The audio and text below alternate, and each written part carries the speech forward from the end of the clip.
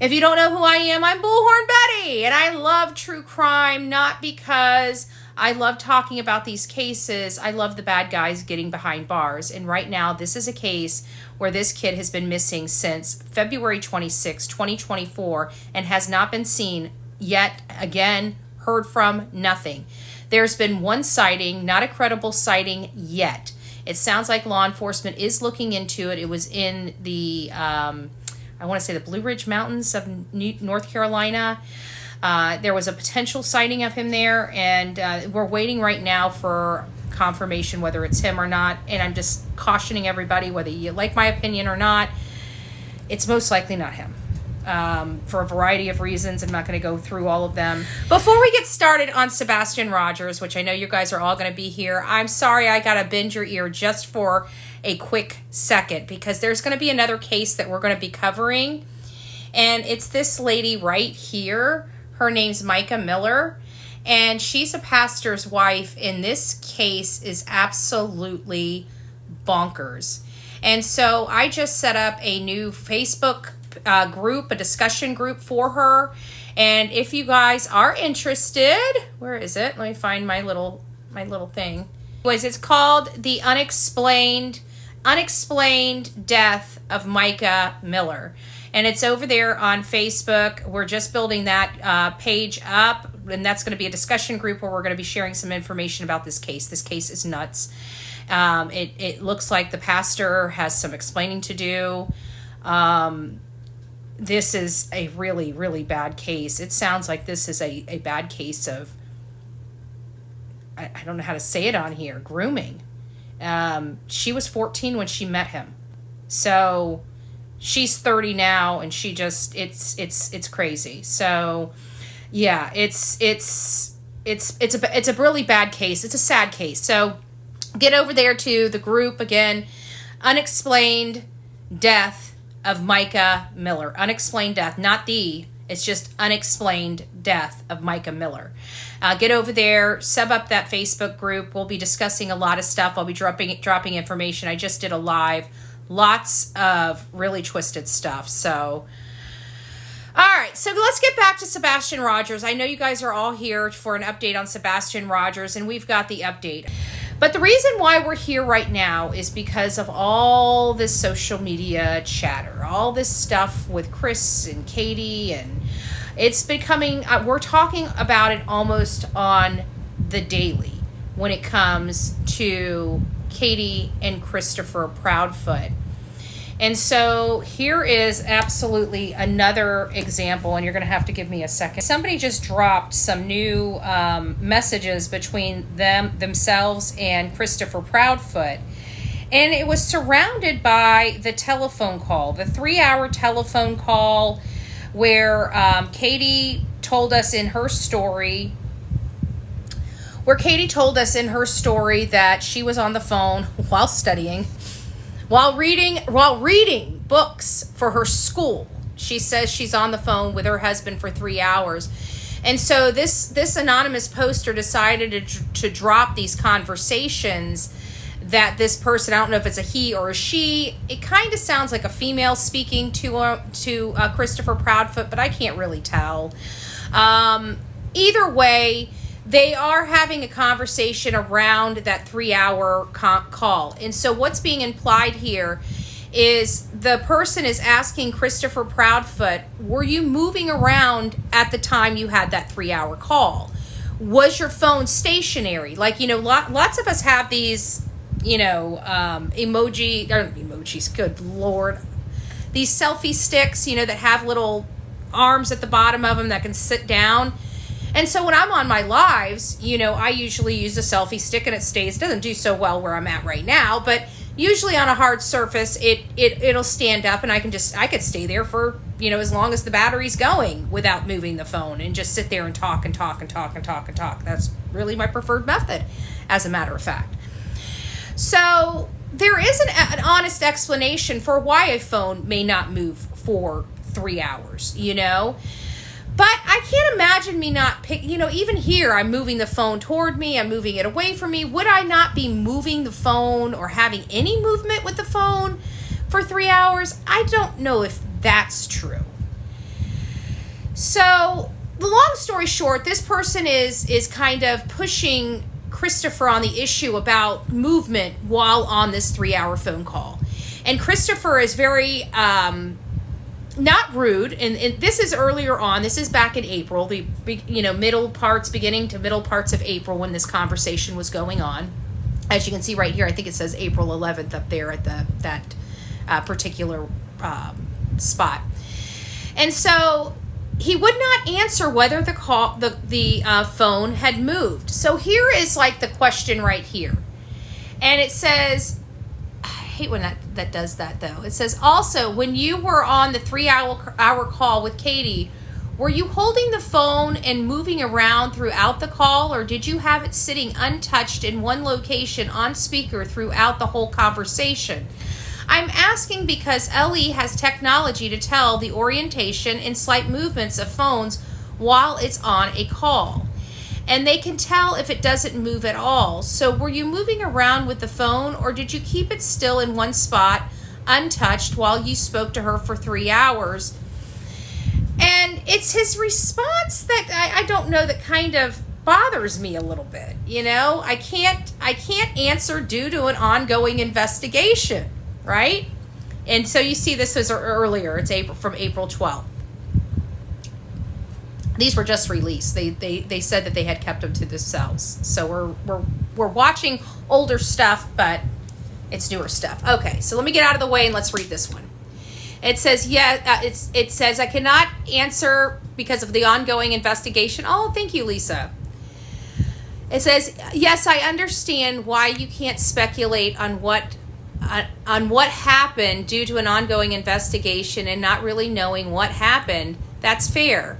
But you can surely tell me about the cell phone call, and if you were holding the phone during the whole conversation or sat it unmoved on speaker the whole time while you relaxed and talked to Katie for 3 hours. That's a very simple question, in my opinion.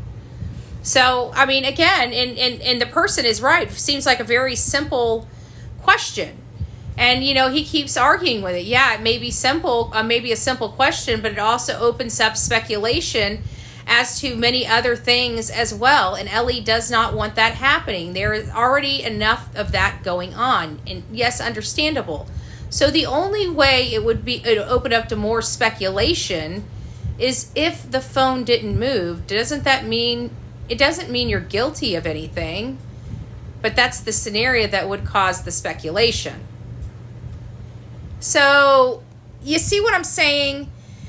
It's they keep digging themselves into a hole with their, he keeps not wanting to answer. And he keeps not wanting to answer. And his reasoning for not wanting to answer always keeps coming back to he doesn't want to create speculation, right? But by not answering the simplest questions, it is creating the very speculation he's trying to say he wants to avoid. But this is a key point, in my opinion, because I don't know if this phone was moving. I don't know if it wasn't. I don't believe Chris Proudfoot. Chris Proudfoot has lied to us so many times since the beginning of this case, from literally out the gate when he was going on these tyrants and saying that, oh yes, I passed my lie detector test. We have been cleared. We've been fully cooperative. And then we find out that was all a lie. All of it. It's been all a lie. So here are some more recent updates from my evening crew that may not have been here for our live earlier. There is some other drama going on in the case, as you could probably imagine. So as you know, this here is Heather Cohen, and she is she's one of the investigators. I don't like calling them PIs because PIs imply private investigation. They don't do anything private. As you can see, she's a podcast host, victim right advocate, and all this other stuff. And she does investigative work. I'm sure she does great investigative work. She just doesn't do private investigative work. And because everything that she finds, they post online. That's not private investigative work, in my opinion. Long story short, she was one of the first PIs, I'll call her a PI for this purposes, that was with Justice Warriors Investigation. Well, she has now decided to quit and pool her resources from this project. citing how very, very, very contentious everything has been in this matter. I'm going to try to read it. I may have to pull it up, but it just basically states that when she came in, she didn't realize all the stuff that was actually going on inside the case. She was there to try to, find information about Sebastian Rogers, but the stuff that was displayed on Web Sleuths, she's basically stating, was at the tip of the iceberg. There was so much stuff going on behind the scenes, and she just wanted to try to help, get the families talking. And that's the purpose of Tony Mathis, which has now come in as the spokesperson for at least Seth Rogers for the time being. When the vigil was going on, we all heard about what appeared to be a very contentious stance, argument, potential disagreement right here between Seth and Christopher Proudfoot. Chris basically states that this was a friendly conversation. There were a few people that were there that said that they heard Chris raising his voice, screaming. I don't know what it is. It does appear that his leg is in between Seth's leg. So it doesn't. This position really doesn't look too friendly to me.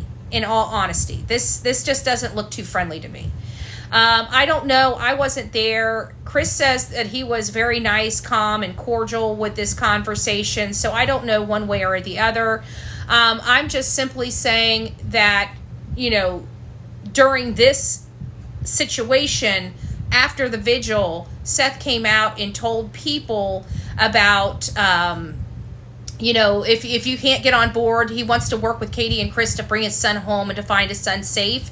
And, he needs people to put the BS aside because a lot of us are attacking the family publicly. I mean, I'm not physically attacking the family, publicly attacking the family.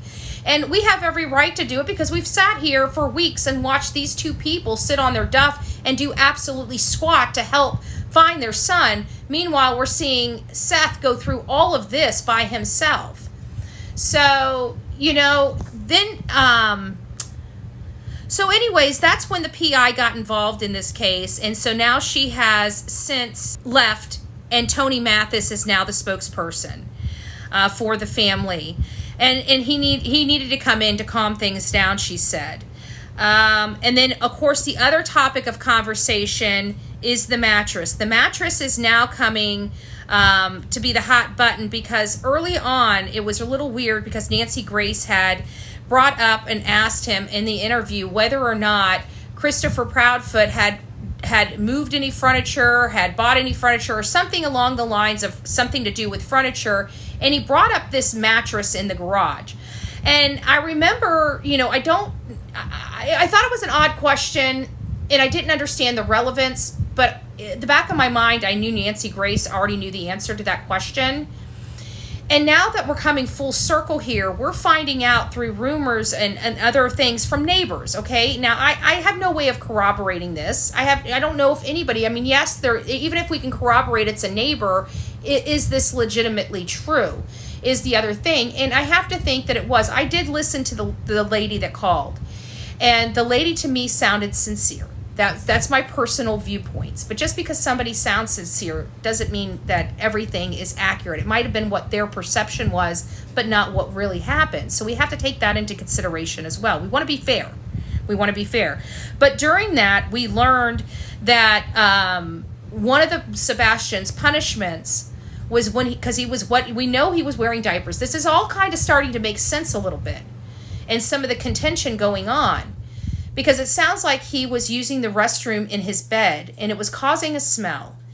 And we know how Kris is. He's not very good with kids. His punishment levels are not that that are conducive for a disabled boy. And he's too harsh. And so it sounds like, if true, part of Sebastian's punishment was he had to sleep in the garage when he wet the bed.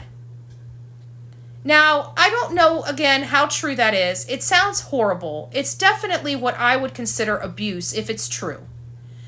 They also talk about a pressure, cleaning the car with a pressure hose or a pressure washer with the tip for a car, which has a less force pressure, but still very, very painful pressure, and it can break skin. So I don't know what he was using out there, but it sounds like he sprayed Sebastian with it.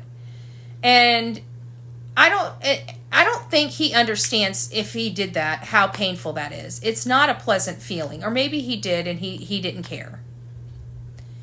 But all of these things are highly concerning, and as you can imagine, it's abuse.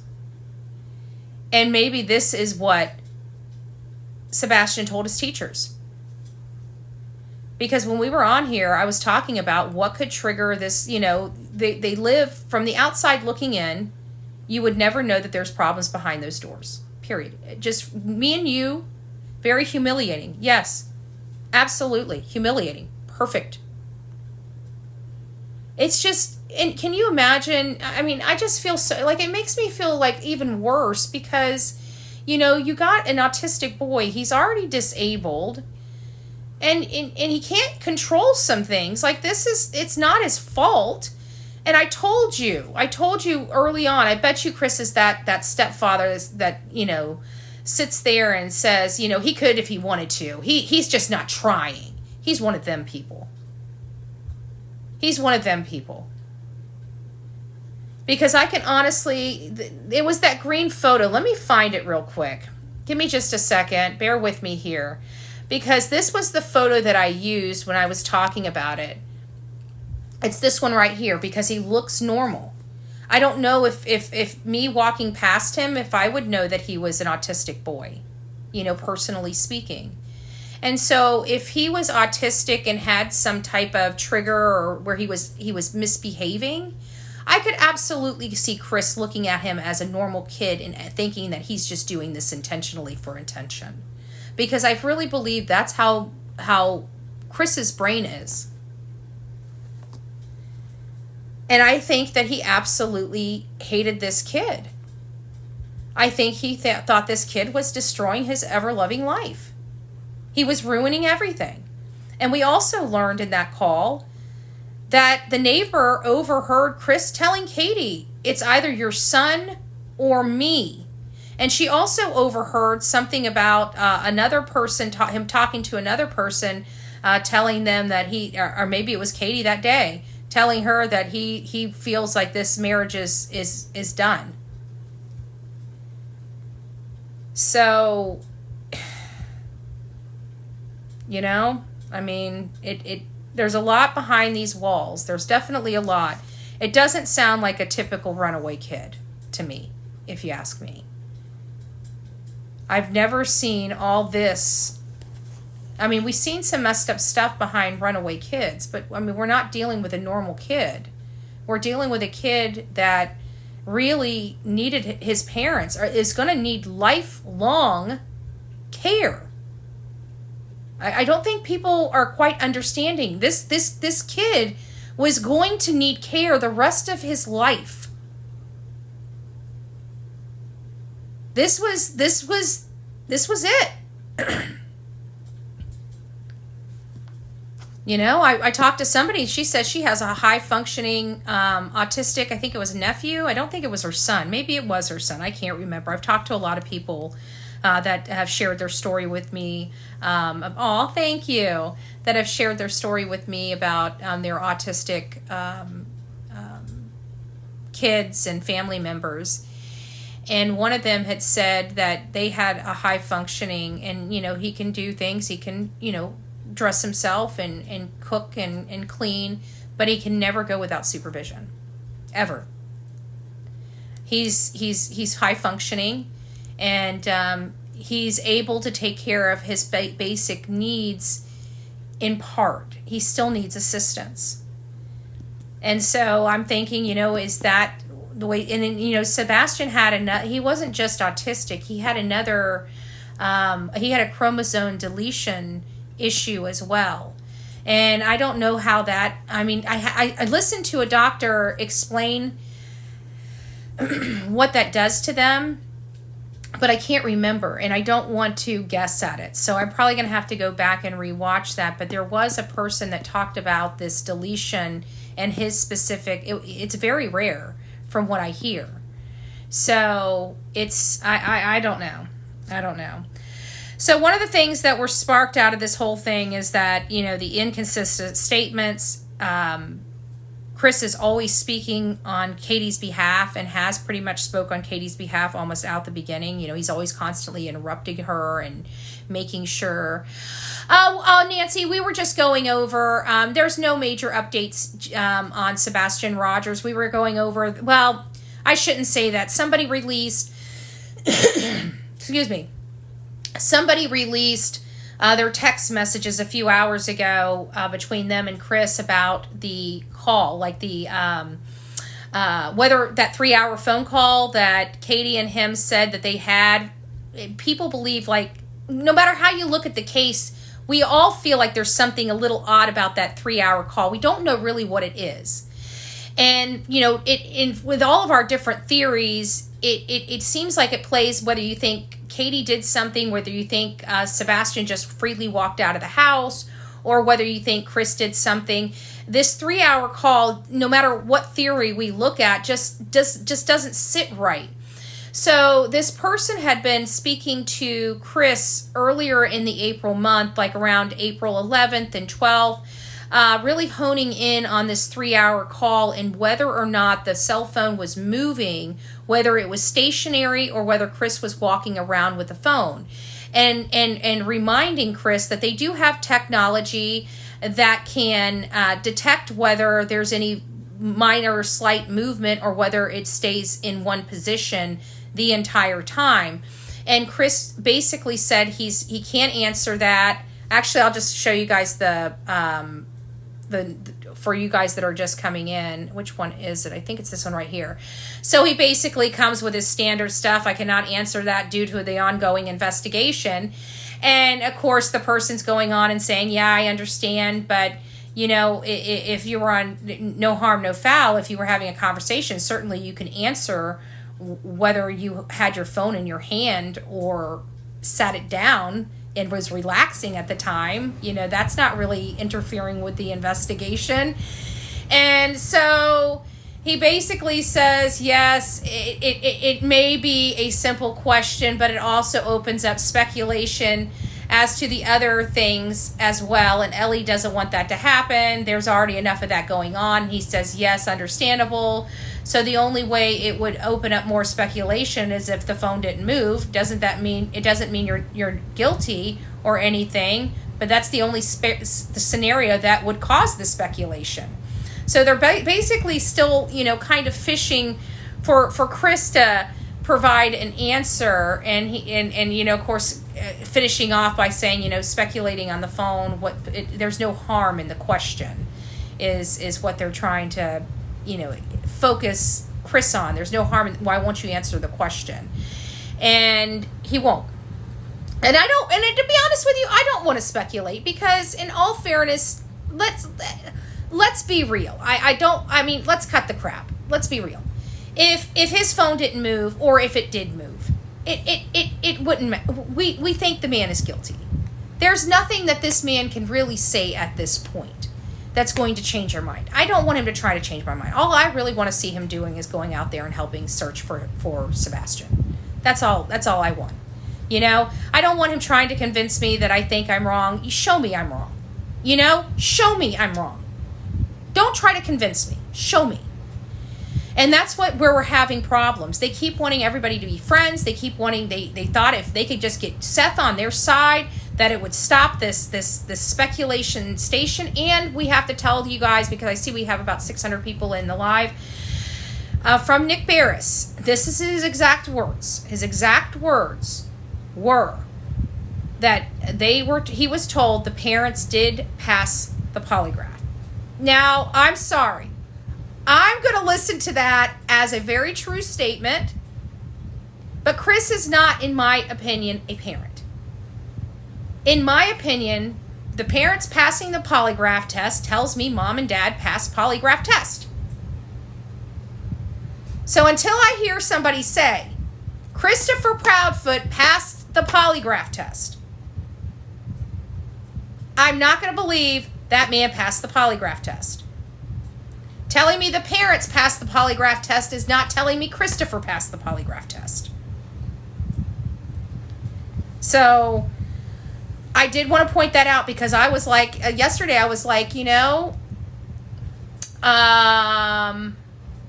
maybe he said all the parents. Maybe he said all the parents. I can't remember. How did he say it? I'll have to go, damn it, I have to go back again. Maybe he said, I got to listen to how he said it. Let me go back again. I'm going to listen to how he said it. And then I'll let you know if I believe it or not. Because when I thought it was that Kris was included in there, I'm like, I don't believe it. I want the test. Show me the test results. Let me see those test questions, right? I don't believe it. I'm sorry. Liar, liar, pants on fire. But, we don't know what happened to Sebastian. People have been putting up other, possibilities, like the grandmother. We've seen that. I would have to think the grandmother would have been identified very early on in the case, and probably put under surveillance if there was a scintilla of relevancy there. That's just my personal opinion. I have to think law enforcement got to the background of this family a lot quicker than we did on this one, because we got there about 2 months, and I'm pretty sure a simple background check from the law enforcement, they would have had her sister, her stepsister, the whole family dynamic and everything in that report. So I'm pretty sure that we were behind the 8 ball on learning about Katie Proudfoot's past and history, to be honest with you. And that's okay. And that's okay. So we know at least we weren't interfering in that. I don't want to hear law enforcement saying, oh my God, social media. Got to cut those social media people out. We can't control them. All right, guys, I don't have much more for you. That's really it. We got just the updates. Quick rundown for the updates for the people that want it. Heather Cohen, the PI that's with Justice Warrior Investigation, has stepped down from the case. She's no longer working the case. The family now has the family spokesperson, which I believe Heather did actually, assist in brokering Tony Mathis to work with Seth and hopefully work with the family to get them all on the same page. And then, of course, we went over some conversations related to the mattress that we didn't understand why it had really a lot of importance. And when we were hearing about the mattress early on, we were thinking cleanup more so than Sebastian sleeping on a mattress in the garage. But there's been some new revelations that have been coming out over the last 24 hours with a phone call that basically stated a neighbor believes that as a punishment for wetting his bed, he would be forced to sleep on a mattress out in the garage. And another example of the abuse was this neighbor witnessed Kris take the pressure washer and hit Sebastian with it, which is a very painful, as you can imagine. I can't imagine anybody doing that to somebody, but he hit him with the pressure washer.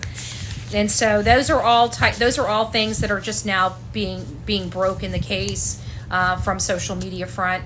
But other than that, that's about it. Oh yeah, and they're back at the Yogi Bear campground. The last I heard, they ran away from home yet again. I feel so bad for this boy. It's just sad. You know what? And I don't. This is me speculating, but I just feel like Katie loved her son and she met Kris, and I think Kris just over 8 years just totally mind-effed her. And I think mind-effed her so much that she started resenting her own son. There's There's a few people that believe Katie's responsible and called Kris, and that's what the 3-hour call was. Some people like me think he's like MacGyver and, ninja guy and broke into his own house and did it, and it was, planned. I don't know what to believe. I just don't believe the kid walked out the house. That's just the one thing I just don't believe. There's just nothing that has convinced me to date that this boy walked out of that house. Nothing. Nothing. Because the only reasoning that we've heard from the parents is because that's the only possibility that could have happened in their mind. Nobody broke into their house. So the only way he could disappear is him leaving on his own, out the front door. So what do you do with that? And then we're hearing this.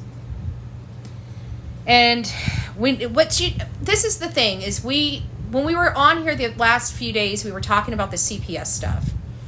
And we learned that the belt incident wasn't the most recent CPS thing, which was the bombshell. Everybody was focused on, I was focused on, why is there a second CPS call?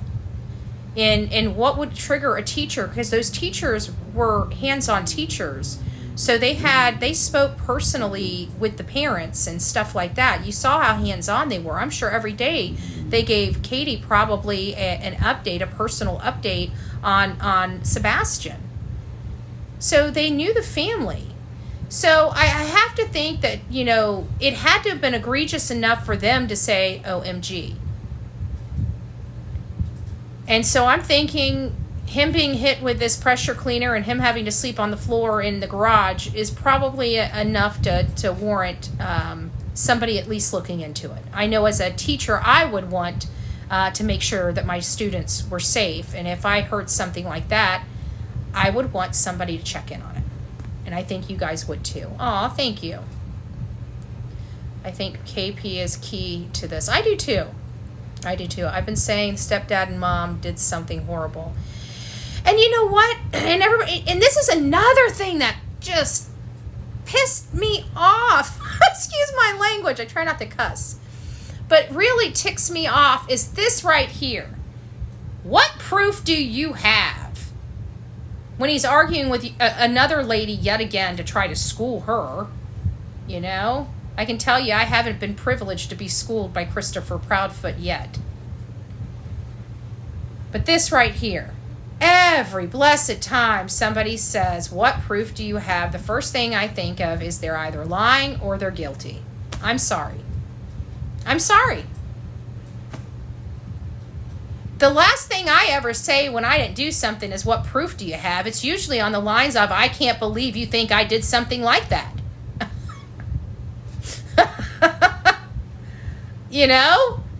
What proof do you have? Your behavior, your inconsistent statements. Here, let me lead the way there, Christopher Proudfoot. Let me lead the way. What were some of the things that you lied about the most? What did I do with it? Is it in this one? Oh, that's my timeline stuff. Hold on, it's got to be on one of these pages. Katie's getting updates, interviewed weekend. No, it's not on here. I had it all written out. Let me just go off memory.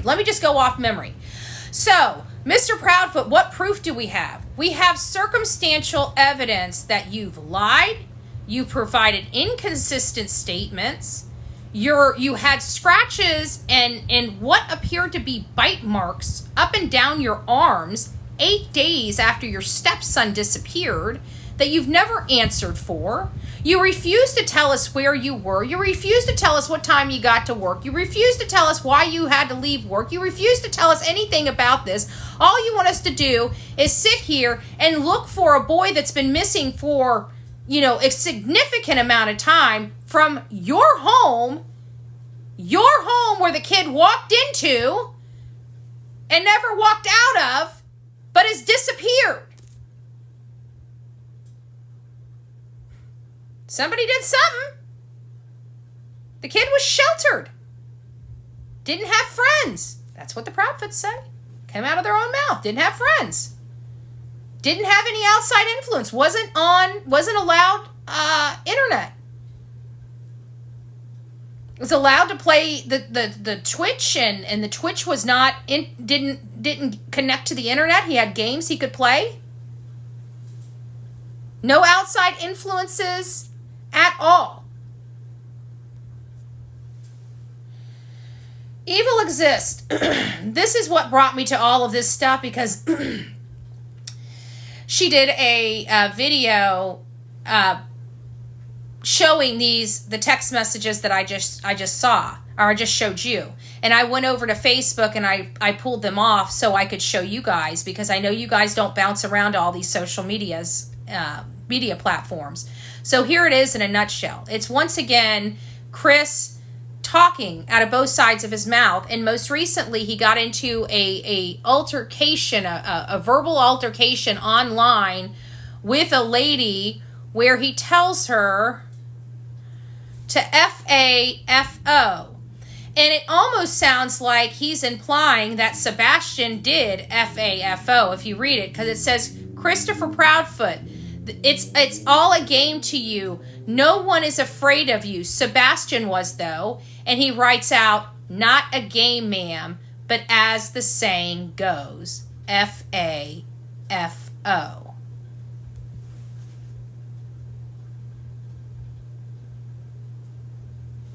Came from him. And then just before that, we were talking about Katie's public social media rants. Now, mind you, they have all the time to search social media. They have all the time to go watch YouTube. They can pick up the phone and call in to shows and podcasts. They have all the time in the world to pack up their camper and go to Mississippi. They have time to go eat at the Cracker Barrel with their in-laws and Christopher's mom. They have time to go to a barbecue joint and have barbecue.